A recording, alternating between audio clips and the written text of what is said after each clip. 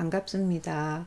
오늘은 어떤 곳을 어떻게 나누어서 살았는지 살펴보려고 합니다. 6강과 7강에서 왕이나 귀족이나 어떤 중앙의 핵심적인 정치 세력들이 국가가 이렇게 나아가야 할 어떤 정책 같은 것들을 결정하는 걸 보았습니다. 그래서 오늘은 거기 입각해서 실제 사람들이 살고 있던 곳에 어떻게 행정구역을 설치하고 또 어떻게 그 통치해 나갔는지를 살펴보려고 합니다. 먼저 초기 국가 이전 단계까지는 뭐 어떤 그런 그 행정구역이나 이런 게 설치될 상황이 아니었습니다. 사람들은 대개 이동하면서 살았고 정착이 되더라도 여기 우리 보는 문화권 개념으로 해서 대체로 이제 동방문화권 이렇게 해갖고 속하게 되면 그 안에서 초기에는 아주 작은 이제 마을들이 형성이 되는 거죠. 그래서 여기 보는 여기가 이제 검단리 유적입니다. 청동기 마을 유적지인데요. 여기 보면 이런 식으로 이렇게 파여 있습니다. 이게 여기 보이는 이렇게 호거든요. 그래서 주변에 이렇게 물길을 파고 그리고 다시 나무 같은 걸로 해서 이렇게 벽을 세우고 이 당시는 굉장히 많이 이제 서로 상대방 걸 뺏기 위해서 전쟁이 일어나던 시기입니다. 그러니까 상대적으로 높은 곳에서 야산 쪽에서 밑을 내려다 볼 수 있는 이런 곳에 마을들을 두고 뒤쪽에는 이렇게 산을 둬서 바람을 막고 그 해갖고 앞쪽으로 이렇게 농사를 지으면서 생활하는 마을들이 자연적으로 형성이 된 거죠. 그리고 이게 이제 점점 확대돼 가서 주변에 그 꽤 높은 산과 꽤 큰 물이 하나 있는 정도로 수천 명 뭐 정도 되는 그런 초기 국가들, 조그만 국가들이 만들어지는 겁니다. 그러니까 이 단계에서는 아직 무슨 행정구역이 만들어진다든지 누구 사람을 보내서 다스린다든지 이런 일이 일어날 수 있는 상황은 아니었던 걸로 볼 수가 있고 이런 단계가 상당히 오래 이제 지속이 되죠. 지속이 되다가 이제 연명왕국 단계가 점점 이제 철기 문화에 기반한 대로 가면 이제 발전이 이루어지게 되는 겁니다. 그래서 우리가 연명왕국이라고 하더라도 예를 들어서 이 남쪽 지방에 우리 사만이 있다 그러면 대체로 이 지역을 이렇게 해서 우리가 이제 진한이라고 부르는 지역인 겁니다. 그럼 이쪽은 이렇게 해서 이제 변한 지역이 될 거고 이쪽은 뭐 망한 지역이 될 거고 하는 식으로 연명왕국이라 하는 거는 여기 보듯이 중간은 이런 식으로 막 비어 있는 거죠. 그 중에서 여기 이제 가장 좀 세력이 크던 사로국 같은 경우가 경주 평야 그 일원에 있고 나머지 많은 이런 초기 국가들이 뜨문뜨문 있는 거죠.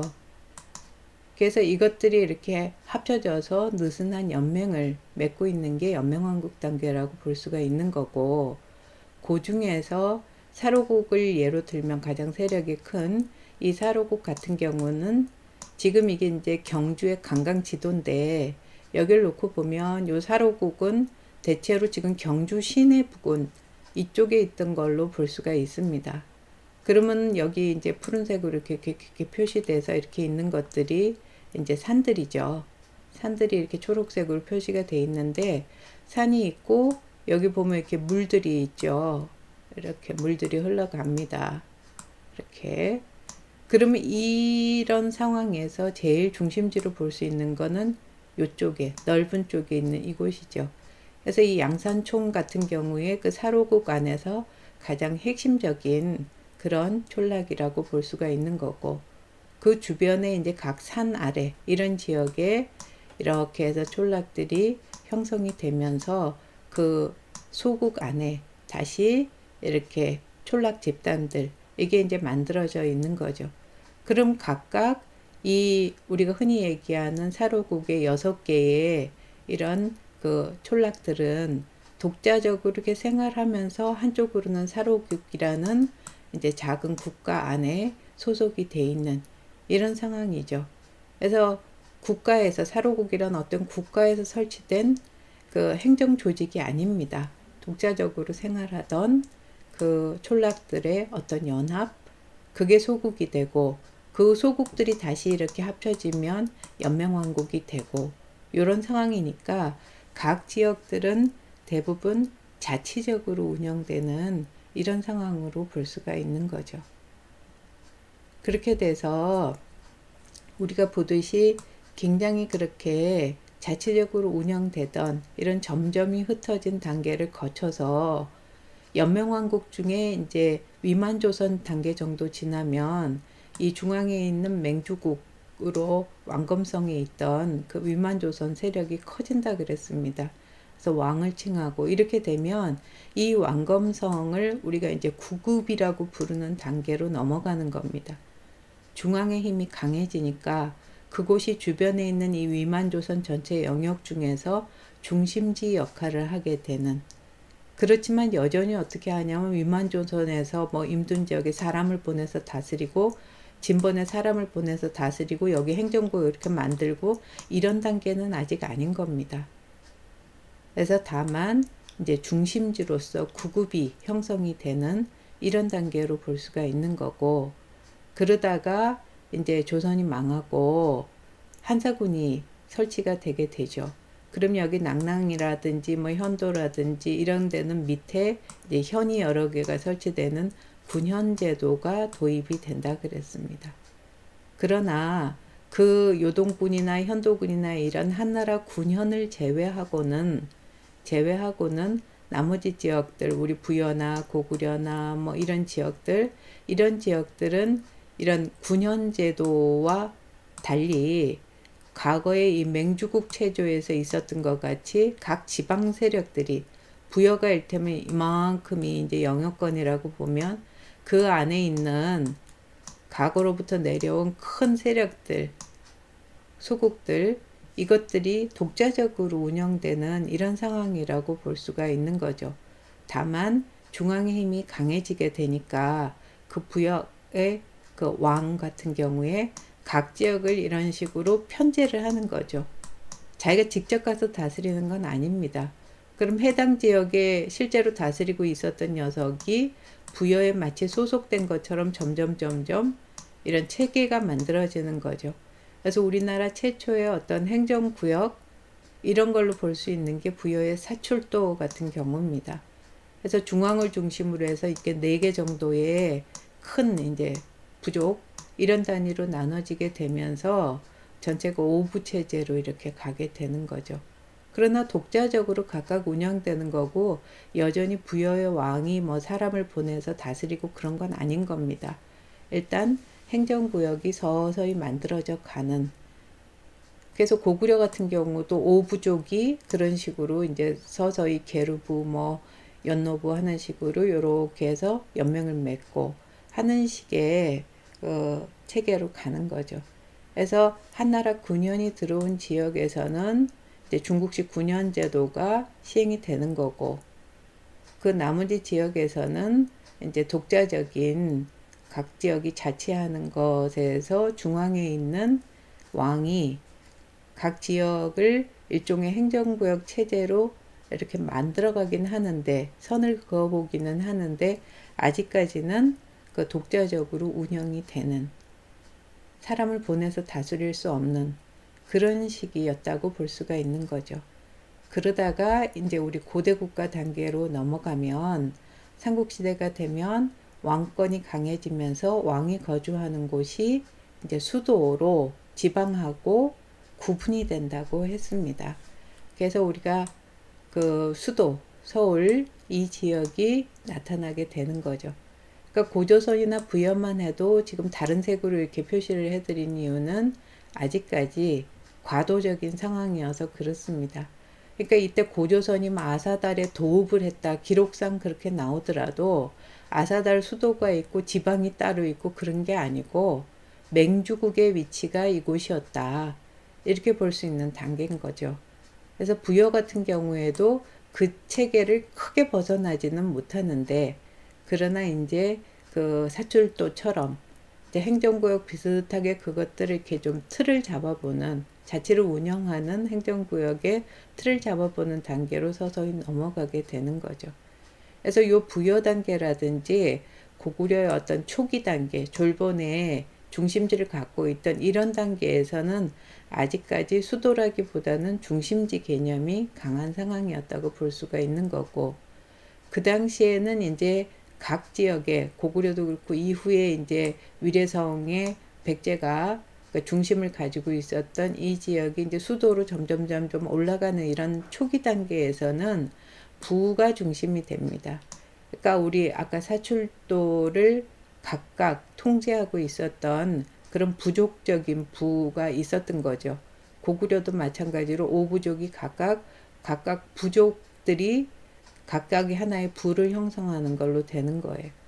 근데 점점 이제 왕권이 강해지고 하면서 이 수도하고 지방이 분리되고 이렇게 되면 이 부들이 이제 행정적인 부로, 그러니까 과거에 고구려 같은 경우에 뭐 계루부 따로, 소노부 따로 뭐 이런 식으로 해갖고 연나부 따로 해갖고 오부족이 이렇게 있었다고 한다면, 그러면 이제 이거를 중앙을 중심으로 해서 동서남북부 이런 식으로 부른다든지 하는 식으로 수도하고 지방이 구분되는 식으로 서서히 지방 행정구역이 나오는 단계로 변화해 가는 거죠.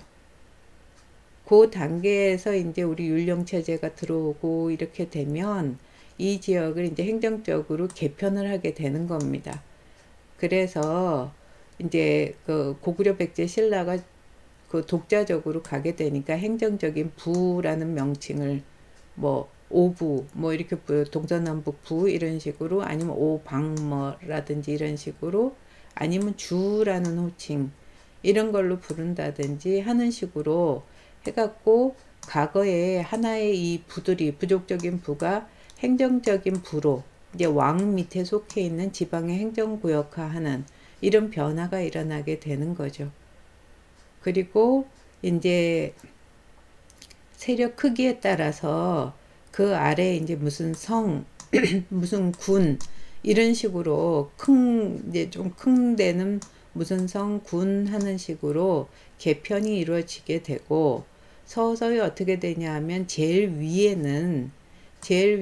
이제 중앙과 어떻게 보면 이 지역을 매개해 주는 존재로서 지방간이 파견되기 시작한다는 거죠.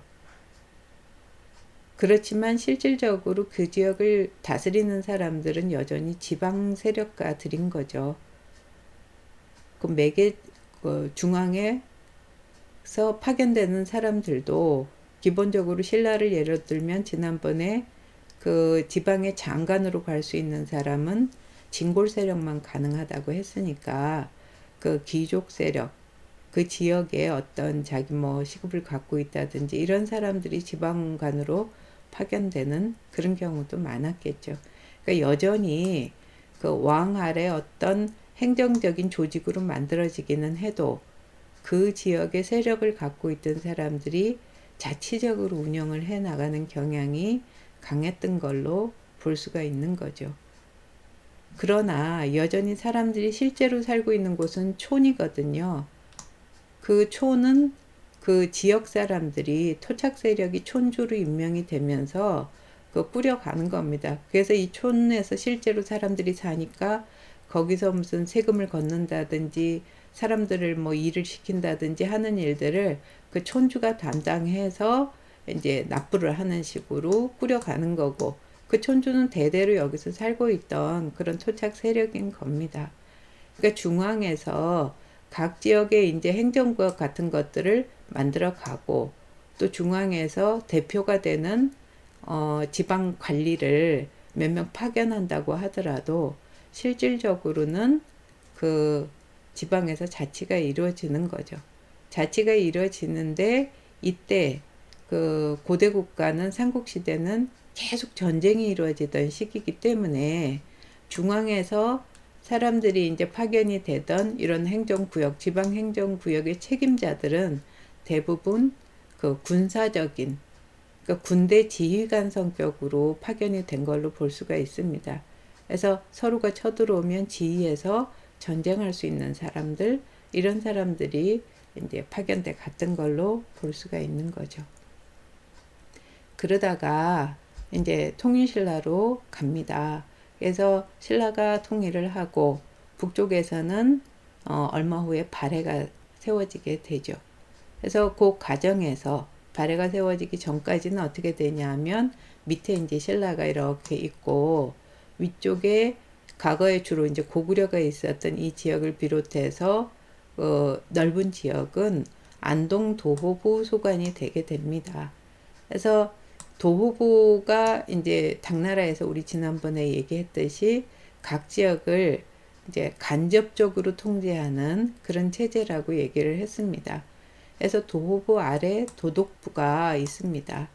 그러니까 고구려의 옛 지역에 안동 도호부를 두고 당나라 입장에서는 백제가 망했을 때는 백제 지역에 뭐 웅진 도독부를 비롯한 그 오도독부를 둬가지고서 그 지역을 통제하고, 그러면 여기서는 도호하고 도호부의 책임자인 도호하고 각 지역에 이제 그 밑에 있는 도독부의 책임자인 도독 정도만 당나라에서 파견을 하거나 임명하는 겁니다.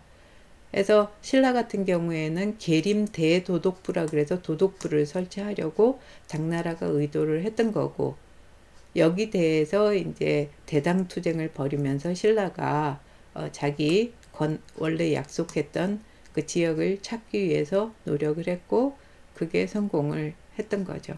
그래서 우리가 대동강 원산만선 이남에 신라가 있고 얼마 후에 위에 굉장히 넓은 영역을 가진 이제 발해가 이제 들어서게 되는 이런 체계로 가게 되는 거죠.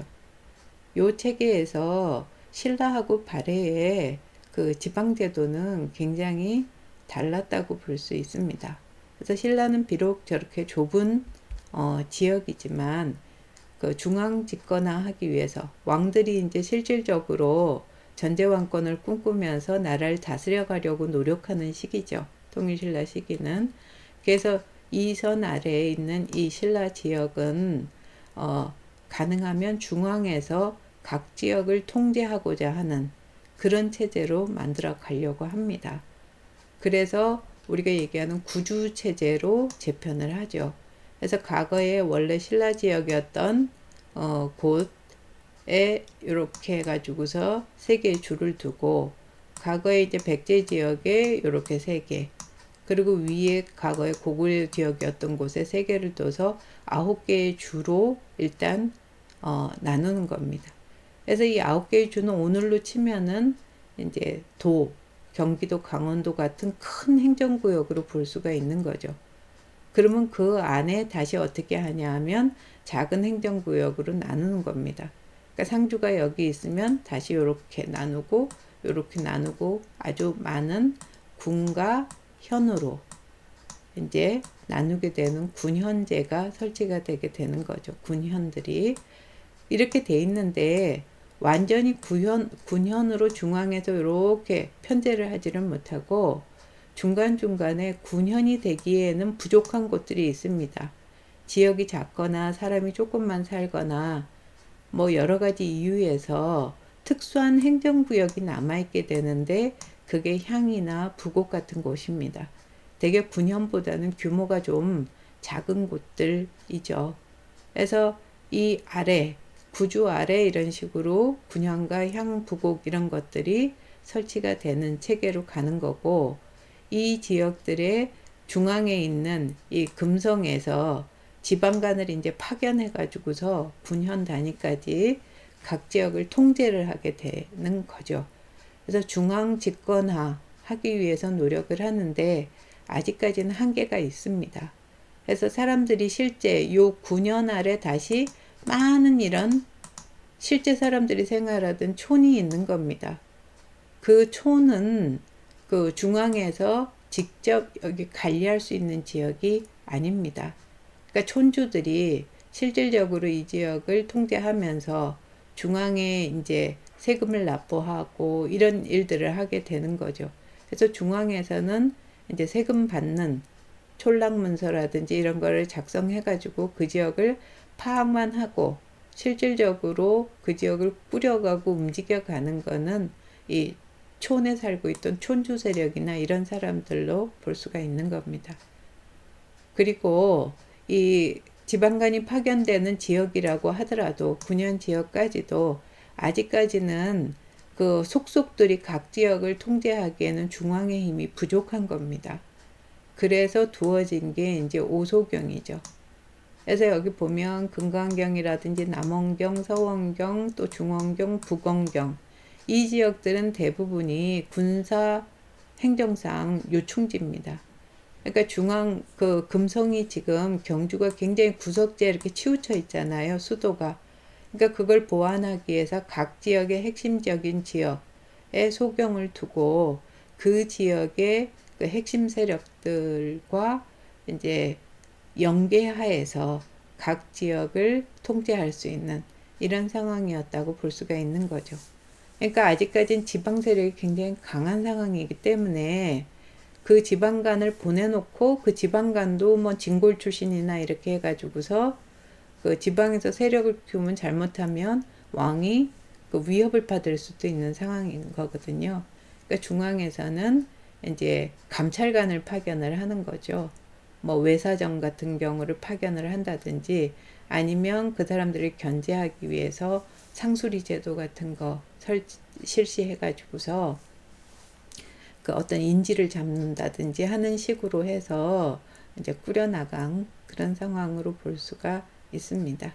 그러니까 이렇게 해서 제일 아래 단계인 우리가 이제 초원이라고 부르는 단계는 여기 이렇게 보는 것 같은 모습이겠죠.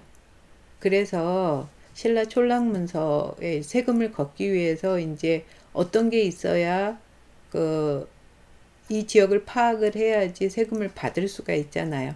세금이라는 건 땅에서 이제 수확물이 나오는 것도 있지만 특산물을 받기도 하고 아니면 사람들을 데려다가 뭐 여러 가지 일도 시키고 모든 게 다 포함이 되니까 그 자료가 되는 그런 문서들을 작성을 한 겁니다. 거기 입각하면 이렇게 뒤에 산이 이렇게 있는 곳에 마을이 그 아래 이렇게 형성이 된단 말입니다. 이게 촌이죠. 이렇게 자연촌이 형성이 되면 그 옆에 이런 식으로 뭐 가수원이라든지 이런 게 있고 옷감을 짜기 위해서 삼을 키우는 삼박 같은 것들이 있고 앞쪽에 이렇게 물이 흘러가면 그 앞으로 이제 농경지가 있어서 농사를 짓게 되고 그리고 옆에 이제 이런 식으로 목장이 있어서 소나 말을 키우기도 하고 그러니까 국가에선 여기 있는 가수원의 과일나무라든지 여기 살고 있는 사람이라든지 아니면 여기서 나온 옷감이라든지 여기는 말이나 소라든지 이런 것들이 전부 다 세금 부과의 대상이 되는 거죠. 그래서 요거를 이제 촌주한테 위임을 해가지고서 간소하게 하는 겁니다. 근데 요런 자연촌이 규모가 크지가 않기 때문에 이 단계까지는 그 촌이 그 여러 개 이런 자연촌이 모여야 국가에서 세금 매기는 대상이 될 만큼 커지는 겁니다. 그래서 그런 실제로 존재하는 자연촌이 아니고 요런 거를 몇 개 모은 행정촌이라는 거가 문서상에 존재하는 촌이 되게 되는 거고 그러면 이렇게 자연촌이 여기 보는 것 같은 자연촌이 이렇게 몇 개가 이렇게 합쳐져 가지고서 세금 부과 대상이 되는 촌이 됐다고 하면 그 중에서 제일 좀 잘 사는 촌에 있는 촌주가 이 전체 행정촌을 그 대변하는 거기서 세금도 걷고 이렇게 하는 역할을 하게 되는 거죠. 이렇게 돼서 신라는 아직까지 지방 그 세력들이 독자적으로 이렇게 그 지역을 꾸려나가는 경향은 강하지만 중앙에서 했던 각 지역에 대해서 지방간도 파견하고 또 세금을 거둘 수 있는 여러 가지 이제 장부라든지 이런 것도 제작하고 이런 그 중앙 집권화를 위한 움직임을 보이게 된 겁니다. 그런데 발해 같은 경우는 성격이 좀 다르다고 그랬습니다. 발해는 15부 체제라고 했었죠. 그래서 여기는 완전히 농경사회가 아니고 농사도 짓는 지역도 있지만 사냥하는 지역도 있고 또 유목하는 지역도 있고 그 바닷가 같은 경우는 일부 고기잡이라든지 이런 거 하는 지역도 있습니다. 그래서 굉장히 다양한 종족적으로 말갈족이라고 하더라도 똑같은 말갈족이 아닙니다. 위에 있는 흑순말갈 같은 경우는 끝까지 이 발해하고 갈등을 빚고 이게 포함이 안 되던 말갈도 있고, 그 말갈 부족 쪽에 한 7개 정도의 말갈족들은 또 발해 안에 포함이 되기도 합니다. 그러니까 여기 이렇게 표시해 놓은 여기 효원부, 저 여기 보면 이렇게 안변부 이런 식으로 나눠져 있는 게 15개고 그게 15부고 각각이 독자적으로 이렇게 꾸려져 나가던 걸로 보면 되는 거고, 중앙에 있는 발해 정부는, 발해의 왕은 이거를 이제 대표해서, 특히 대외 관계에서 그 해외에서 뭐 교역을 한다든지 외교를 할 때 중심이 되는 역할을 했던 그런 상황이라고 볼 수가 있습니다. 그래서 자치적 성격이 굉장히 강했던 걸로 볼 수가 있는 거고, 그러다 보니까 이제 중앙에 있는 그 왕 같은 경우에는 딱 하나의 수도가 존재할 수가 없는 겁니다. 그래서 상황에 따라서 5개의 수도를 두고, 여기 보이는 여기 상경이 있고 동경이 있고 중경이 있고 서경이 있고 남경이 있죠. 그 지역의 이제 그 중요성에 따라서 이동하게 되는, 그래서 밑에 보면 처음에는 여기 오동성이 아주 발해 세력이 약할 때 처음으로 이제 도망가서 나라를 세운 곳입니다. 거기서 이제 오래 이렇게 있다가 이제 국가 세력이 조금 커지기 시작하면서부터 중경으로 갔다가 상경으로 갔다가 다시 동경으로 갔다가 다시 상경으로 돌아가서 이제 오래, 상경이 지금 위치가 거의 중심부죠. 이 지역에서 이제 그 대표 수도 역할을 하게 됐던 이런 상황으로 볼 수가 있습니다. 그래서 중앙 집권화가 이루어질 수 있는 상황이 아니고 15부가 각각 독자적으로 운영되는 그런 상황으로 볼 수가 있는데, 이제 중앙에 있는 정부 같은 경우 상경에서 오래 이제 여기 그 수도 역할을 하게 되면 여기 보듯이 용천부에 이렇게 상경이 포함이 되어 있습니다. 그러면은 중경 같은 경우에는 이렇게 보면은 중경은 현덕부에 포함이 되어 있죠. 그 다음에 수도였었던 동경 같은 경우에는 용원부에 이렇게 포함이 되어 있습니다. 그러니까 요 세 부가 15부 중에서 가장 그 핵심적인 세력이었다고 볼 수 있겠죠. 그래서 그 각각 그 지역을 움직여 가면서 이제 했던 거고, 중앙 입장에서는 어느 곳에 있든지 상경에 있던 중경에 있던 동경에 있던 자기가 속한 부와, 그 다음에 여기 이렇게 보면 핵심 지역 주변에 영주와 속주와 동주가 있습니다. 요 세 개의 주들, 이거는 그 독립된 주들입니다. 나머지 62개 주 중에 나머지 주들은 어떻게 되어 있냐면, 안변부가 있으면 이게 다시 나눠져서 여기 주가 이렇게 다시 나눠지고 다시 그 안에 이제 현이 이렇게 나눠지고 이런 식인데, 그런데 여기 있는 영주하고 속주하고 동주 같은 경우에는 독립적으로 존재하면서 그 당시에 수도가 포함된 부에 소속이 돼서 그 직하라는 지역으로 운영이 됐던 겁니다. 그러니까 여기 62개의 주가 15부에 포함이 되고, 그리고 다시 밑에 이제 주현이 나눠지게 되는데, 이제 독립적인 주가 있고 현들이 있죠. 여기에 중앙정부에서 지방관을 파견한다고 그러지만 그 지방관들은 중앙과 지방을 어떻게 보면 서로 연결해주는 고리 역할, 이런 걸로 봐야 되는 거죠. 실제로 가서 그 지역을 뭐 속속들이 통치하는 그런 존재로 보기는 어려운 상황이다, 이렇게 할 수 있습니다. 그러니까 발해는 기본적으로 15부의 자치적 성격, 각각의 자치적 성격이 강한 그런 그 지방 행정 체계였다고 볼 수가 있습니다. 이렇게 돼 있고, 그 다음에 이제 고려로 넘어가게 됩니다. 고려 넘어가기 전에 호족들이 이제 일어나게 되고, 그 호족들에 의해서 이제 후삼국이 형성이 된다고 했습니다. 그래서 이 호족들은 각각 지난번에 얘기했듯이 어떤 자기가 성주다, 아니면 이제 군사적 중심지가 이제 지인들이 설치가 되는데, 이걸 중심으로 해서 나는 성주야, 나는 장군이야, 이런 식으로 하면서 그 지역의 행정권이나 군사권을 장악하고 있었습니다. 이거를 이제 통합한 게 그 후삼국이죠. 그래서 견훤이 후백제, 그 다음에 그 궁예가 후고구려, 이런 것들을 세워서 이제 편입을 하게 되는데, 과거에 이제 여기 있으면 여기 북원이 있고 뭐가 있고 호족들이 이렇게 흩어져 있을 거 아니에요. 근데 그 호족들은 기본적으로 그 어떤 정치적 욕심을 채우지 못한 골품제도 하에서 그런 불만이 있던 상황입니다. 근데 이 호족들을 세력에 따라서 이 후삼국에서 받아들이면서 후백제나 후고구려에서 너는 세력이 크니까 과거처럼 너는 부하고 너는 세력이 조그마니까 현하고 이렇게 나눠줄 상황은 아니었다는 거죠.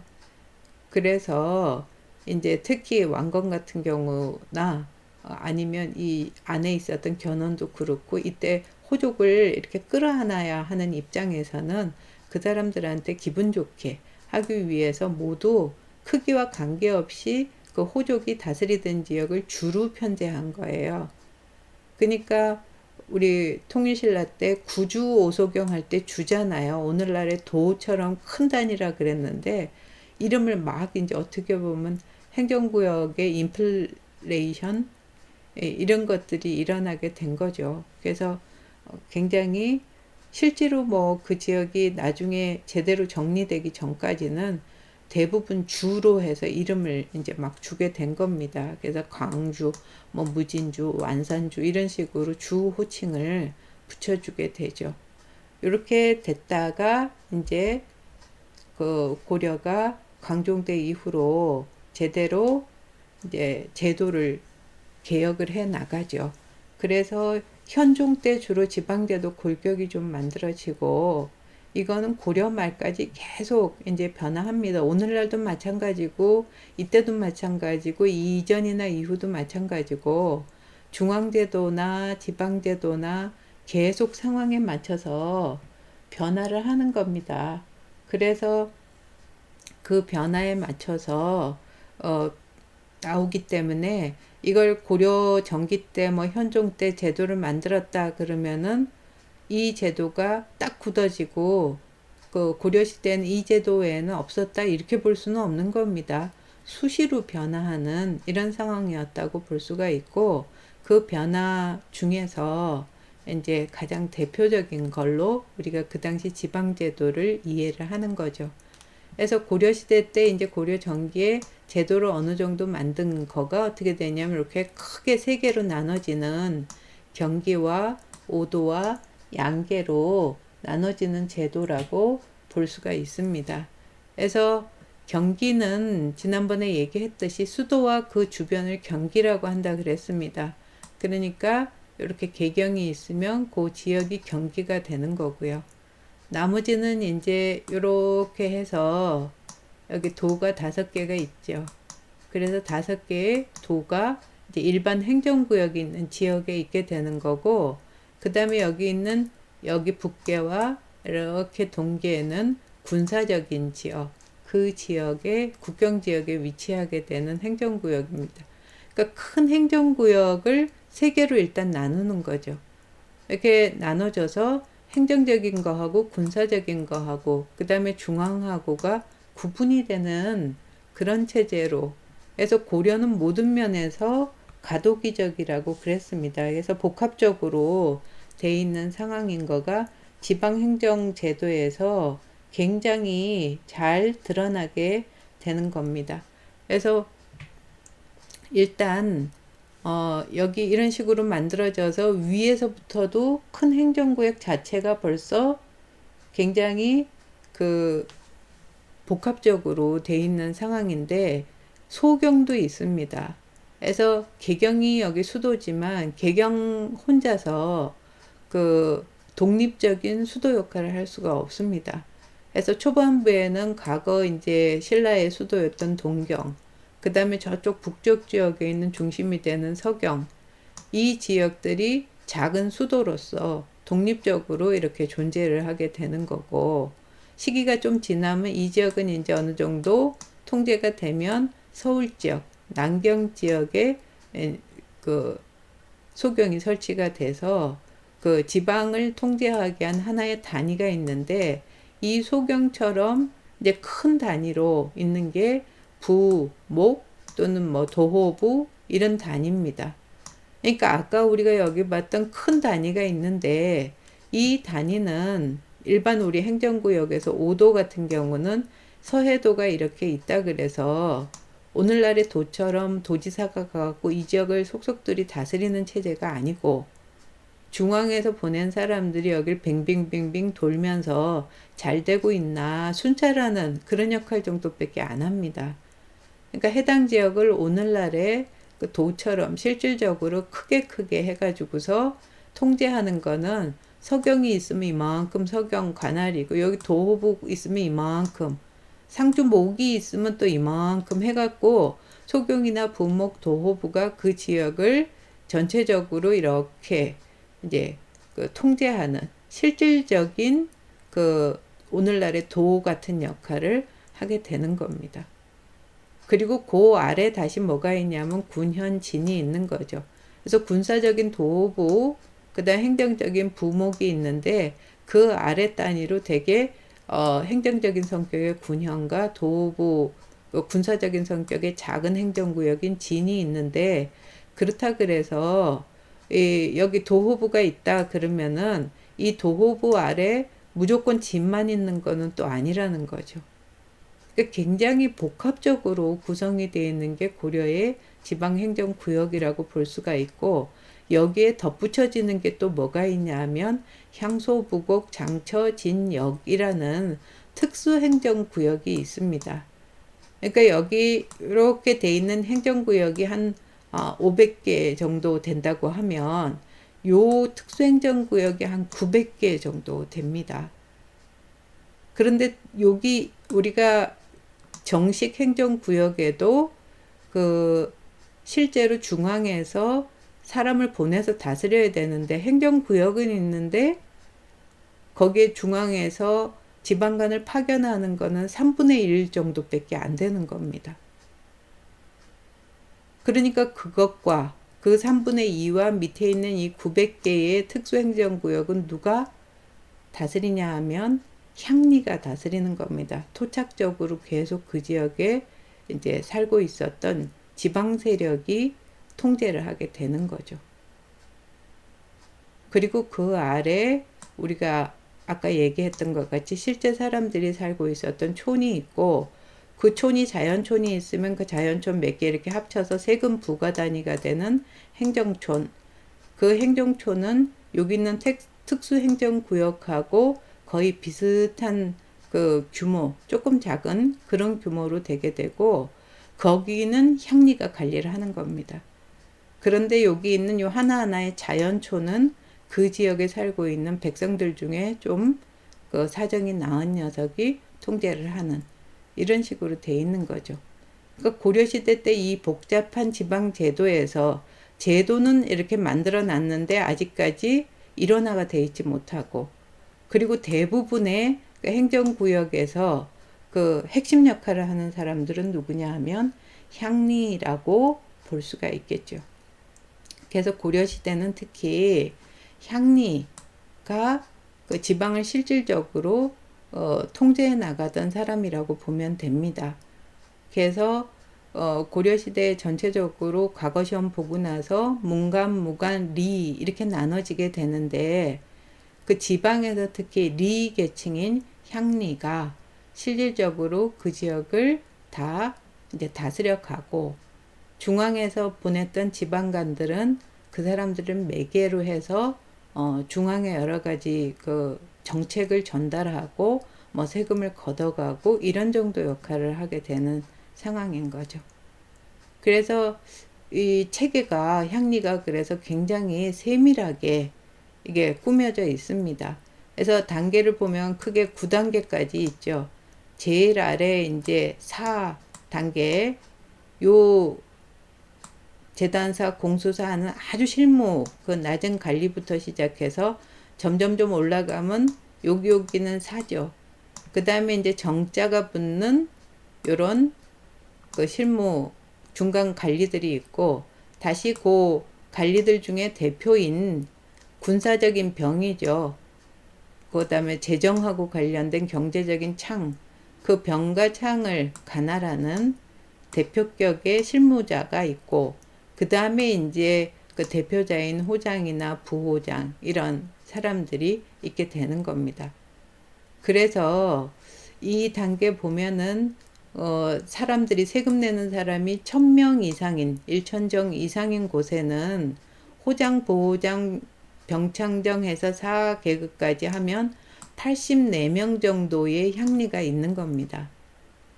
그 84명 정도의 향리는 오늘날 우리가 각 지역에 뭐 어떤 시라든지 군이라든지 시청이나 군청 웬만한 데 가도 공무원 숫자가 그 뭐 군청에 이 정도 되면 그렇게 그 적지 않을 겁니다.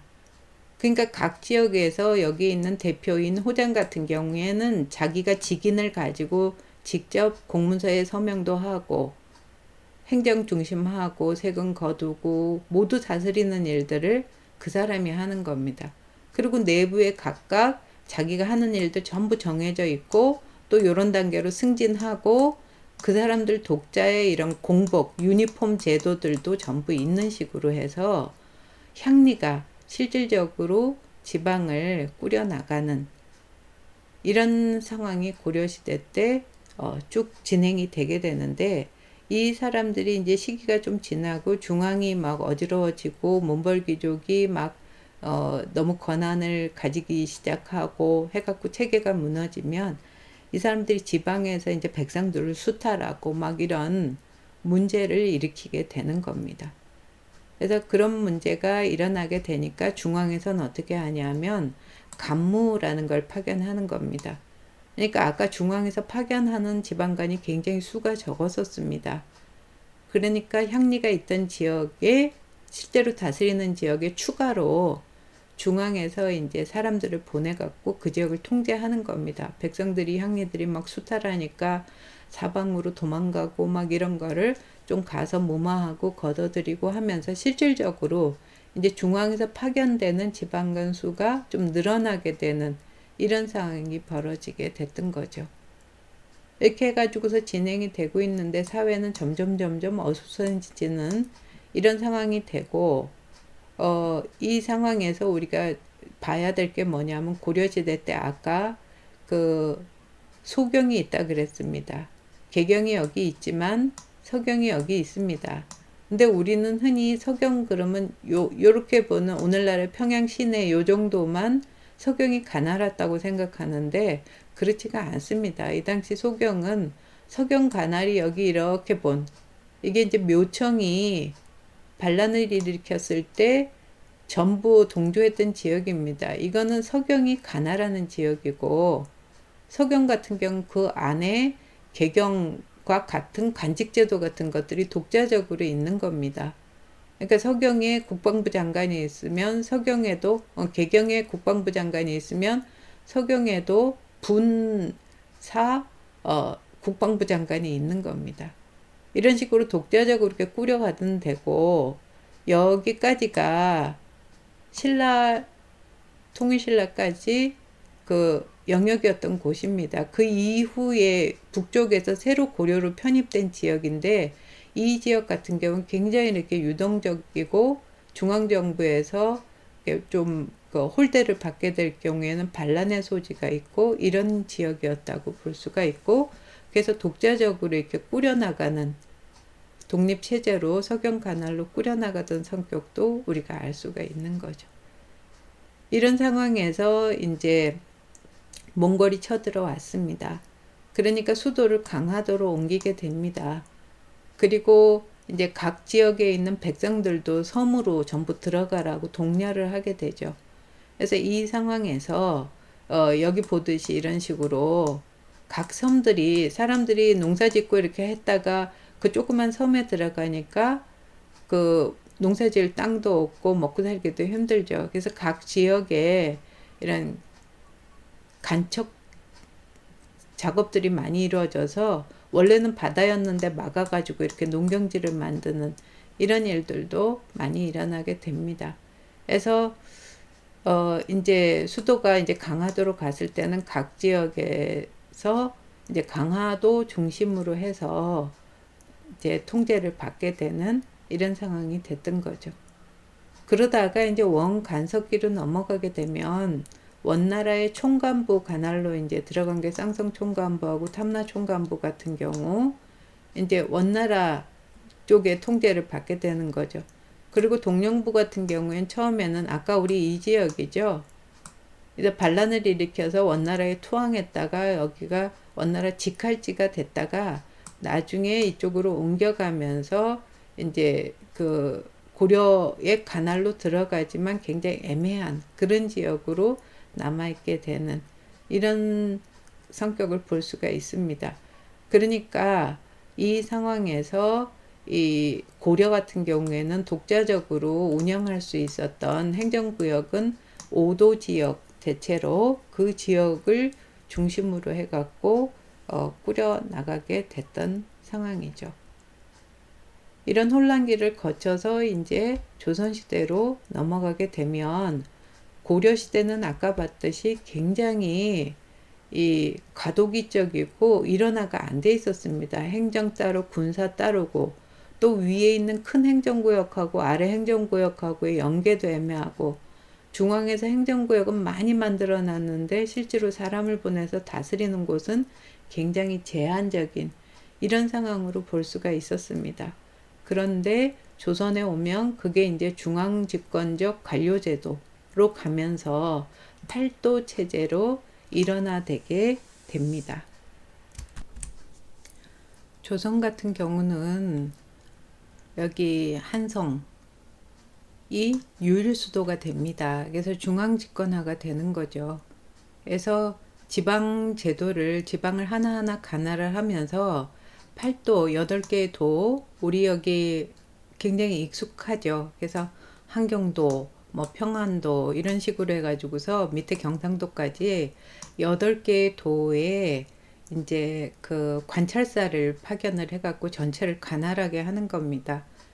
그리고 그 밑에 이제 여기 보는 것 같이 해갖고 330여 개의 지방행정구역들이 관찰사 아래 이론적으로 돼 있는 거죠.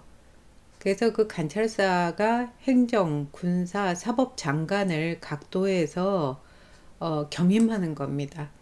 그리고 밑에 있는 이 각 행정구역들의 그 수령들도 모두 그 행정과 군사와 사법적인 권한을 겸임해가지고 이론적으로 각 지역을 통제하게 되는 그런 방식으로 바뀌게 됩니다. 그러니까 굉장히 이제 중앙집권적인 중앙에 유일한 수도가 있고 각 지역을 중앙정부에서 통제하는 이런 방식으로 정리가 된 거죠.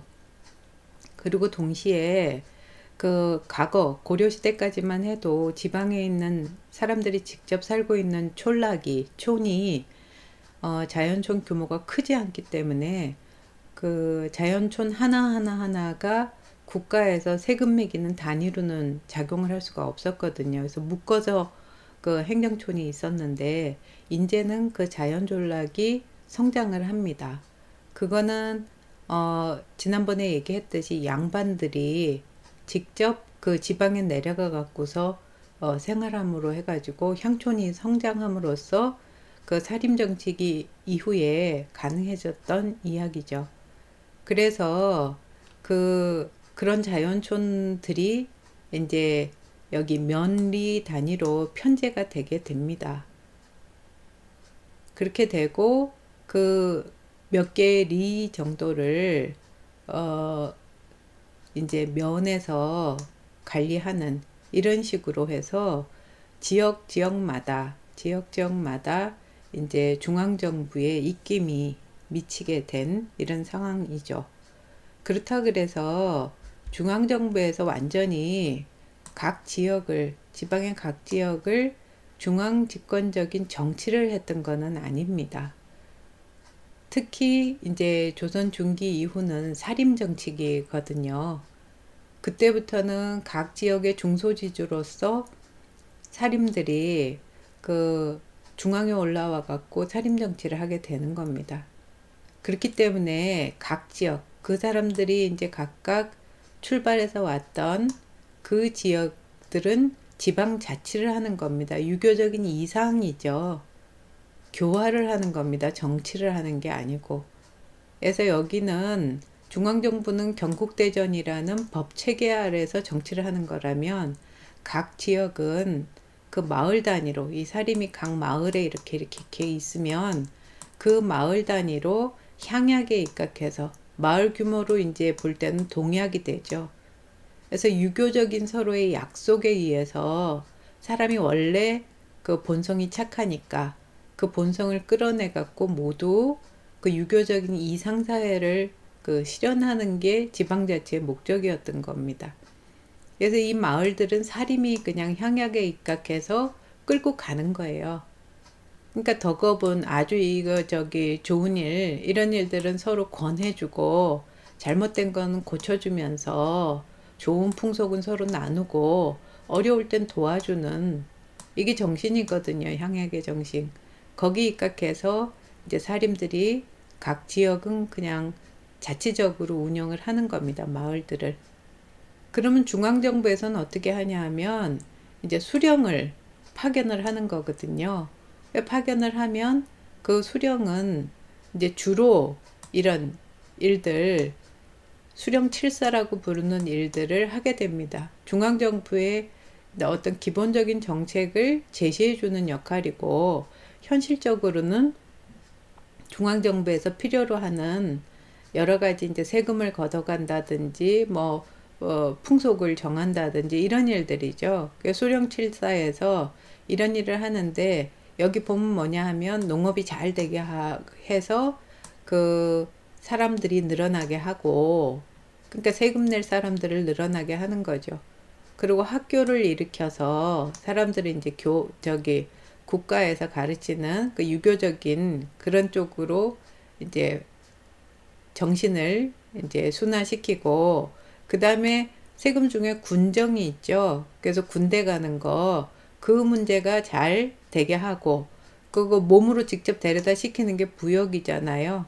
나중에는 이제 이게 저 곡물 그 특산물 같은 걸 내는 거지만 그것들이 모두 공평하게 가고 그리고 재판이 아주 간단하게 이루어지면서 백성들 괴롭히는 나쁜 녀석들은 없어지게 하는 거. 이게 수령의 일이라는 거죠. 그러니까 여러 가지 명목에 농사를 잘 짓게 해갖고 사람이 늘어나게 해서 세금을 잘 내게 하는 거 하고 백성들이 아주 그 나쁜 지역 세력한테 괴롭히는 걸 막아주면서 재판만 해서 가서 판단해가지고서 소송을 담당하는 재판관 역할을 해줘라 하는 쪽으로 이제 수령의 입장은 정해지는 거예요. 그러니까 수령은 각 마을에 가는 게 아니고 각 지역이 있으면 그 지역 중심지가 읍이거든요. 그 읍성 안에 있으면서 이제 이런 일들을 하게 되는 거고 수령 밑에 누가 있냐 하면 이제 중인인 향리들이 있는 거예요. 고려시대까지만 해도 향리는 그 지역을 실질적으로 다스리는 사람이었지만 조선시대가 되면 지난번에 양반이 이제 지방에 가서 살게 되면서 이 사람들은 신분이 중인으로 내려갔다 그랬습니다. 그래서 그 지역에서 계속 살면서 실무를 맡아보는 그런 아전들이 되게 된 거예요. 그래서 여러 가지 명목으로 이제 이런 식으로 돼갖고 향리들이 지방 실무를 맡으면서 수령을 이제 보좌하게 되는 여기 얘기했던 수령의 업무를 보좌하는 역할을 하게 된다는 거죠. 그러면 이 중앙 정부의 정치하고 지방 그 각각의 마을의 사림의 자치하고가 어떻게 조화를 이루냐 하면 사림들 중에 선출된 그 좌수나 별감 명목의 사림 대표들이 그 읍 안에 향청이라는 기관이 있는 거예요. 요새로 치면 지방의회 같은 데죠. 거기에 이제 와갖고 근무를 하는 거예요. 그래서 수령한테는 지역 사정에 대해서 같은 양반으로서 자문을 해주고, 그리고 중인인 향리들은 같은 토착 세력으로서 지휘 감독하면서 여러 가지 뭐 세금 관련 업무나 이런 것들을 하게 꾸려나가는 그런 일을 한다는 거죠. 그래서 요런 관계에서 이제 서로 조화가 이루어지는, 중앙대권과 지방자치가 그 조화를 이루는 것이 조선시대 때 지방통치의 그 이상적인 모습이다 이렇게 볼 수 있고, 중앙정부에서는 여기 수령이나 향리나 아니면 사림이나 이런 사람들이 그 제대로 하고 있는지에 대해서 가끔씩 이제 암행어사 같은 거를 내려 보내 가지고서 이제 그 감독을 하는 이런 식의 그 운영이었다고 볼 수가 있죠. 그러니까 여전히 신부는 굉장히 그 중인으로 좀 격화가 됐지만 향리의 역할이 백성들 입장에서 이 지역을 통제하는 데 있어서는 중요한 거죠. 그래서 정약용 같은 경우는 직접 수령으로 나갔거든요. 그때 이제 목민심서라는 책에서 그때 가가지고서 취임한 지 몇 달이 지나면 일단 향리를 잘 거머쥐어야, 그래야 이 그 지역을 잘 다스릴 수 있다라고 얘기를 했던 거죠. 최소한 그래서 여기서 보면 한 10년 정도는 어떤 향리들이 그 아전들이 어떤 일을 맡고 있었는지를 파악을 해야, 그래야 제대로 그 지역을 통제할 수 있다 이렇게 얘기를 하고 있어요. 그래서 보면 이제 여기 보는 이런 향리들 이름을 쭉 적어 놓고서 이제 얘기를 하는 거거든요. 그래서 일단 이 향리들을 이렇게 보면 일단 그 정약용이 가가지고선 수령이 됐을 때 이미 이게 향리였던 사람들이 있을 거고 고참들일 거고, 이 사람이 이제 갑자년에 입사를 하게 되는 거죠. 그래서 그 정약용이 만났던 그 사람들 중에 아주 옛날부터 향리였던 사람 제외하고는 이제 언제 입사했는지가 드러나는 거예요. 그래서 요렇게 입사 연도가 되니까 그 을측년, 병인년 이렇게 한 밑으로 이쪽으로 올수록 이제 신입이 되는 거죠.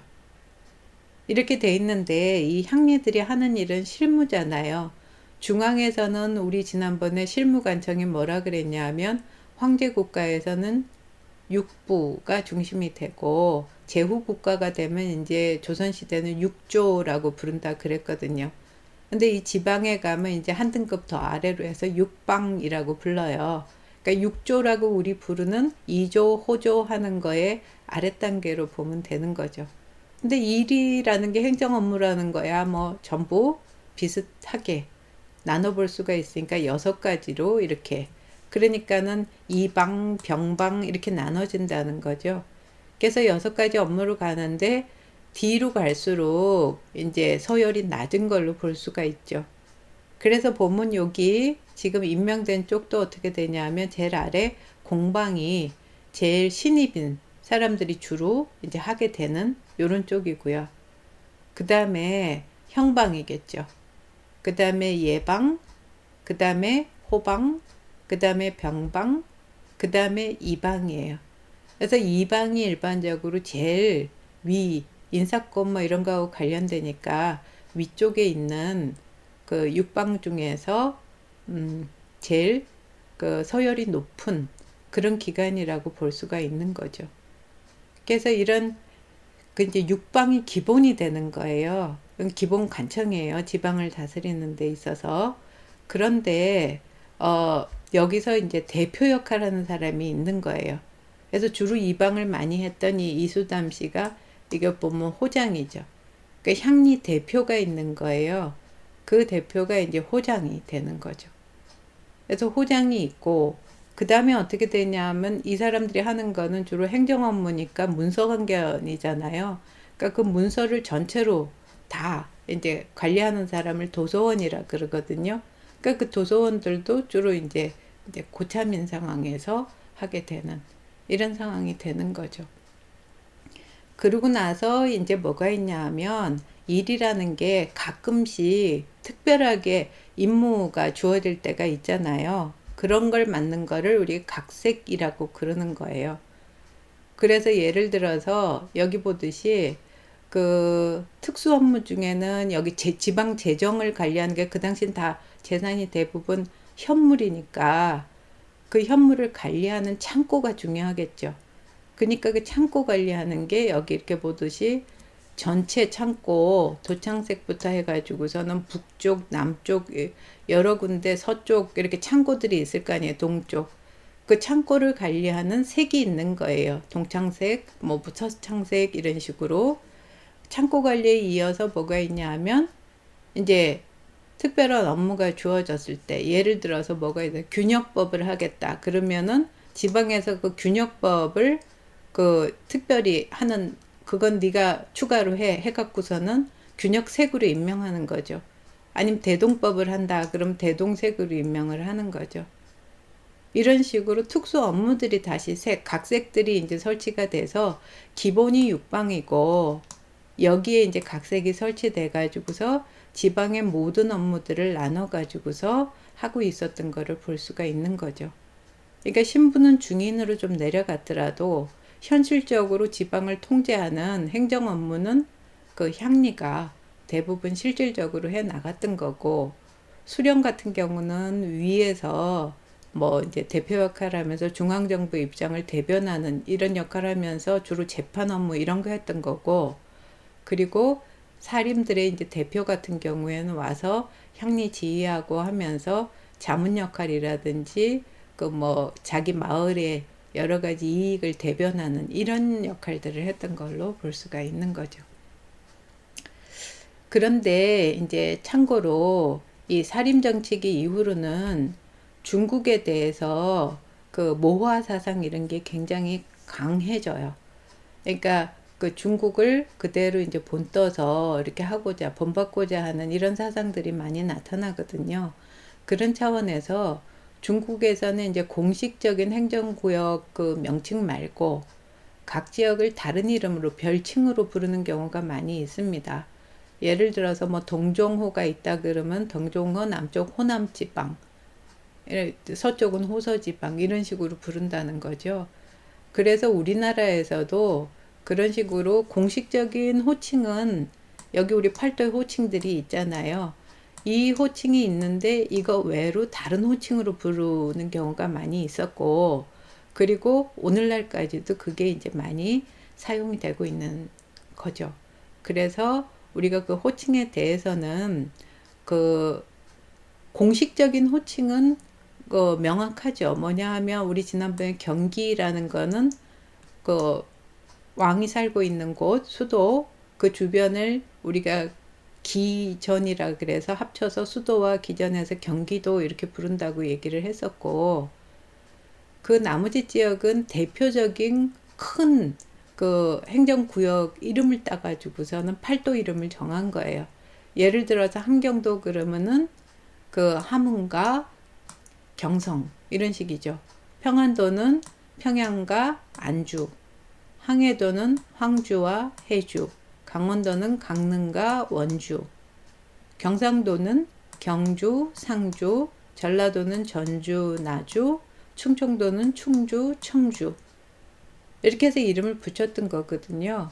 그래서 이 공식 명칭들인데 여기 외로 이제 우리가 부르는 별칭들이 생겨났다는 거예요. 그 중에서 여러 곳을 함께 부르는 호칭들이 있는데 서북 같은 경우는 여러 가지로 쓰여요.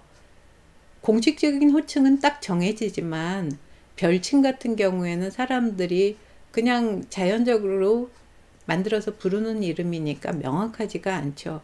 그래서 기준도 명확하지가 않고 그 다르게 부르는 경우도 많이 있다는 거죠. 그래서 서북 같은 경우에는 평안도, 함경도, 황해도를 한꺼번에 부를 경우도 있고, 평안도하고 함경도만 부를 경우도 있고, 아주 좁게는 평안도만 부르는 경우도 있어요. 그래서 그 호칭이 일단 있고요. 양서 같은 경우에는 평안도하고 황해도를 함께 부를 때 양서라고 이제 지칭을 하게 되는 거고, 기호라는 호칭은 경기도하고 충청도를 되게 합쳐서 부를 때 기호라고 부릅니다. 삼남이라는 거는 경상도, 충청도, 전라도 이렇게 부를 때 삼남이라고 부르는 거고요. 그 다음에 이제 그거보다 좀 좁은 그 호칭이 서북을 평안도만 서북이라고 할 경우에는 함경도를 동북이라고 합니다. 그리고 여기 철령이라는 고개가 있었죠. 그 철령을 기준으로 해서 북쪽은 관북지방, 동쪽은 관동지방, 그 다음에 서쪽은 관서지방이라고 이제 부르게 됩니다. 그 다음에 이 황해도 같은 경우에 해서라고 이제 딴 별칭이 있게 되는 거고요. 대관령을 기준으로 하면 영동과 동쪽과 서쪽이니까 영서지방으로 얘기를 합니다. 그리고 충청도 같은 경우는 여기 의림지라는, 이건 자연적인 무슨 호수는 아니지만 그 의림지라는 큰 인공적인 저수지가 있죠. 그거 서쪽이다 그래서 호서지방이라고 별칭을 정했고, 벽골제 또는 뭐 금강이라고도 하는데 그 아래쪽에 있다 그래서 호남지방을 우리 전라도의 별칭으로 사용을 합니다. 그리고 여기 조령과 중령이라는 고개가 있거든요. 그래서 경상도는 그 고개의 남쪽이다 그래서 영남지방이라고 지칭을 하게 됩니다. 이 별칭은 그 오늘날도 많이 사용이 됩니다. 그러니까 알아두고 그 여러 가지 기록상 그 기준이 아주 명확하지는 않다는 거죠. 그건 우리나라의 어떤 뭐 지형이라든지 보다는 어떤 중국식인 그런 별칭을 만드는 과정에서 이런 것들이 사용됐기 때문이라고 볼 수가 있습니다. 자, 이런 과정에서 이제 개화기로 넘어가게 됩니다. 그리고 일제시기로 이어지게 되죠. 그래서 개화기 같은 경우는 갑오개혁 때 지난번에 여러 가지 지방제도 개혁이 이루어졌다고 그랬습니다. 그래서 기존에 있었던 아까 조선시대 때 팔도제가 봉건제도의 어떤 흔적이다 그래갖고 그걸 없애고 23부와 밑에 337개 군으로 완전히 단일화 시킵니다. 그러니까 예전에는 국왕이 어떤 제후를 임명하듯이 봉건적으로 직속으로 관찰사를 두고 지역을 통제를 했었던 거잖아요. 그런데 국왕 직속이 아니고 이제 그 각 부의 관찰사가 내무부, 요새로 치면 행정자치부, 감독 아래로 들어가게 되고 밑에 있는 군수는 또 이 부의 관찰사 아래 이렇게 들어가는 근대식인 행정체계로 바뀌게 되면서 또 지방간이 지금까지 조선시대는 행정과 군사와 그 사법적인 모든 권한을 자기가 갖고 있었는데 그 권한도 축소를 시켜버립니다. 행정적인 권한으로. 그래서 여기 보이는 요거가 23부죠. 23개로 해처모여를 했고 그 안에 다시 이제 나눈 게 337개의 군으로 이렇게 나눴던 그런 상황이 됐었던 거죠. 근데 좀 지나고 나서 이거는 너무 급격한 거잖아요. 그래서 폐지가 됩니다. 그러면서 광무개혁할 때 대한제국기에는 가능하면 이제 다시 옛날 걸로 되돌리고 싶었던 거잖아요. 그래서 13도라고 해서 예전에 8도처럼 이거를 실시를 하지만 그러나 위에 특수한 그 성격을 가진 8개의 부와 1개 목을 제외하고는 과거의 군체제가 그냥 유지가 됩니다. 그래서 그 과거 제도 일단 13도를 살리고 이렇게 만들기는 하지만 기본적으로는 이제 근대적 성격으로 가는 그런 방식으로 가는 거죠. 그래서 이 대한제국기에 여기 보듯이 13도로 이렇게 해가지고서 그 아래 부와 목과 군을 두는 형식으로 이제 제도를 바꿔갑니다. 그러다가 이제 일제시기로 넘어갑니다. 일제시기가 가면 형식상 13도 제도는 그대로 유지를 해줍니다. 근데 이때가 되면 어떻게 되냐면 여기가 일본이 있고 그리고 조선이 식민지로 있게 되는 거잖아요. 여기 사할린 남부도 일본의 식민지가 되는 거고요. 그리고 이게 이제 일본의 계례국인 만주국이 되는 겁니다.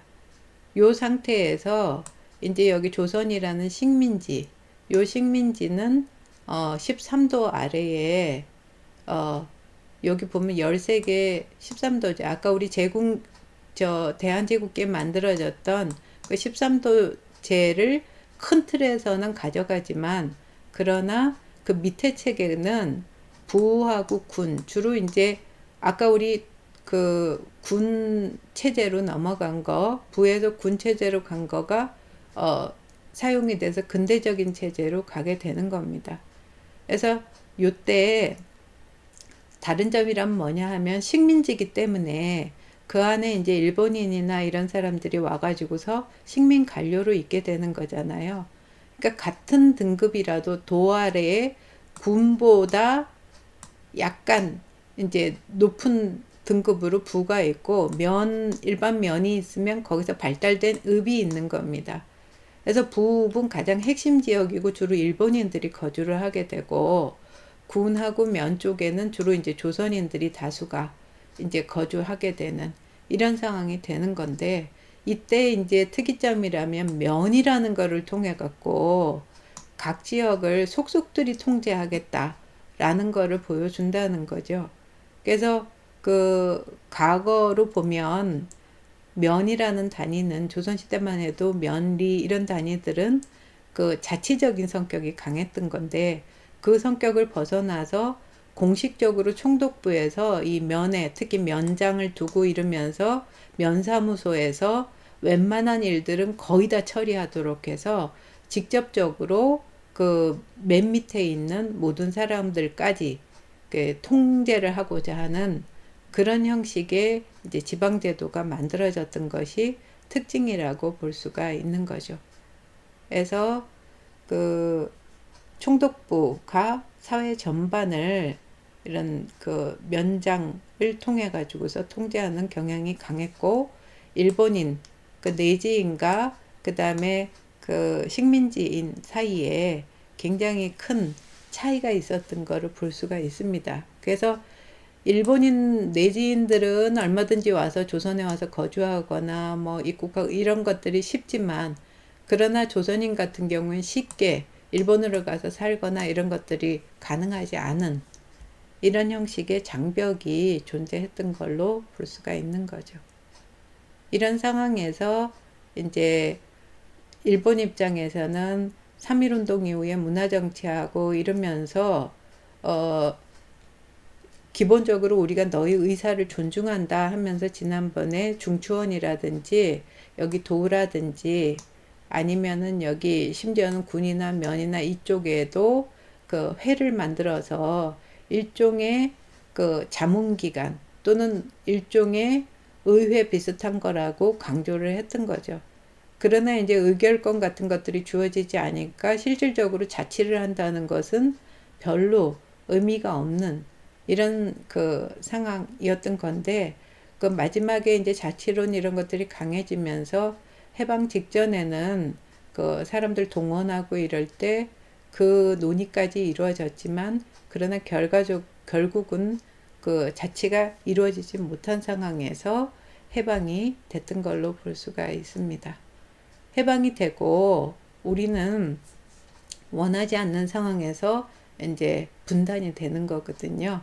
그래서 해방 당시에 행정구역은 이런 식으로 돼 있었습니다. 그러니까 13도, 이거는 한자가 도 할 때 요거는 섬이라는 도자입니다. 그래서 그 13도와 21부 218군 2도 107읍에 2243면으로 돼 있었던 거를 볼 수가 있죠. 그러니까 요 숫자가 굉장히 차이 나는 거를 볼 수가 있을 겁니다. 이렇게 돼 있는데, 이 상황에서 38선을 놓고 이제 남쪽하고 북쪽이 분단이 된 거예요. 분단된 상황에서 남쪽에서는 이제 미군정이 들어오거든요. 그래서 미군정 입장에서 이제 정리한 거가 13도가 전체였는데, 남쪽에는 8도가 이제 소속이 되게 됐었던 건데, 조금 지나고 나서 여기 제주도를 도로 승격을 합니다. 그래서 이제 구도체제로 가고, 지금까지 경기도에 소속되어 있었던 서울시가 경성 있죠. 그거가 독립을 해갖고 이제 그 서울시가 되는, 그래서 요런 상황을 거칩니다. 미군 정계에. 그러다가 이제 우리나라 정부가 성립을 하고 그 이후로 굉장히 많은 과정을 겪죠. 그래서 행정구역은, 특히 지방행정구역은 계속 변화하게 돼 있는 겁니다. 그래서 어 이제 1948년에 대한민국 정부가 성립하고 나서 이듬해 지방자치법을 제정을 했던 거거든요.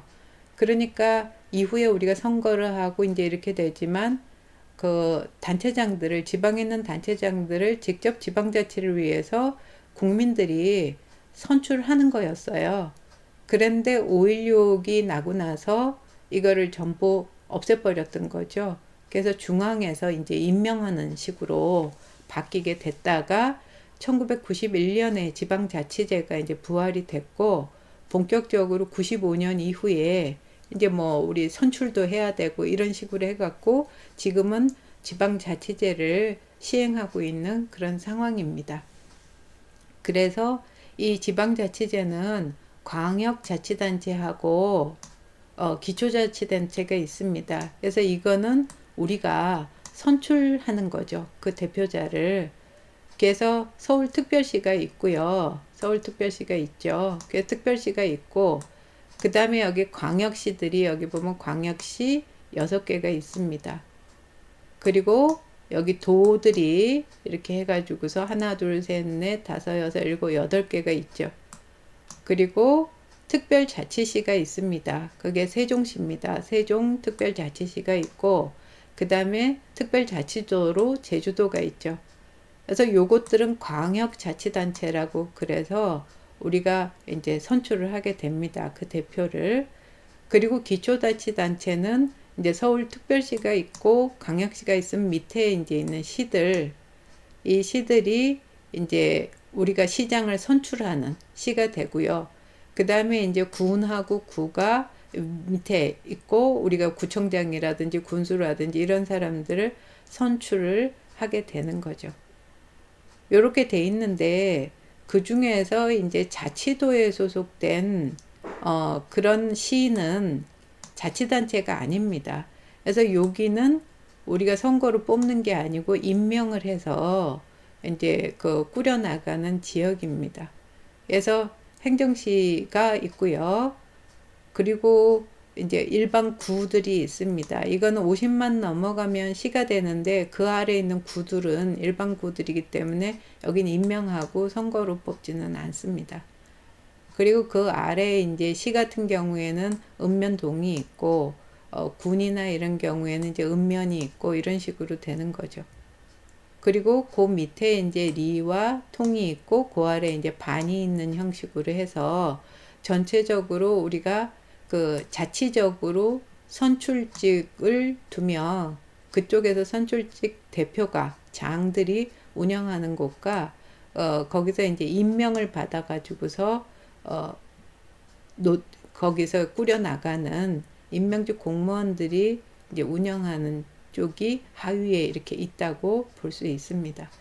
그게 이제 대한민국 지금 지방자치제도라고 한다면, 북한 같은 경우는 최근에도 바뀌고 계속 이제 특히 이제 변화가 많은 그런 상황입니다. 그래서 처음에는 평양이 이제 특별시였는데, 이게 이제 직할시입니다. 지금은. 그래서 직할시가 있고, 라선하고 여기 남표 같은 경우에는 이제 특별시입니다. 그래서 직할시, 특별시하고 여기 9개의 도들이 있습니다. 그래서 제일 위에 있는 단이라고 볼 수가 있고, 그 아래 개성 같은 경우처럼 특급시나 아니면 특별한 사업 목적을 위해서 일반 시군에서 분리된 거가 지구입니다.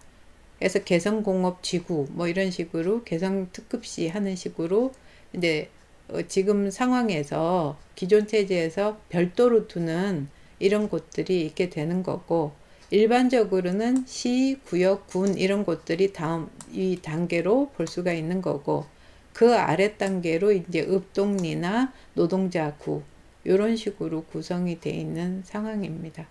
그래서 그 북한에서는 그 공산주의 특징상 중앙에 의한 통제이기 때문에 지방자치제가 시행되는 곳은 없습니다.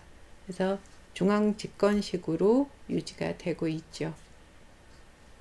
수고하셨습니다.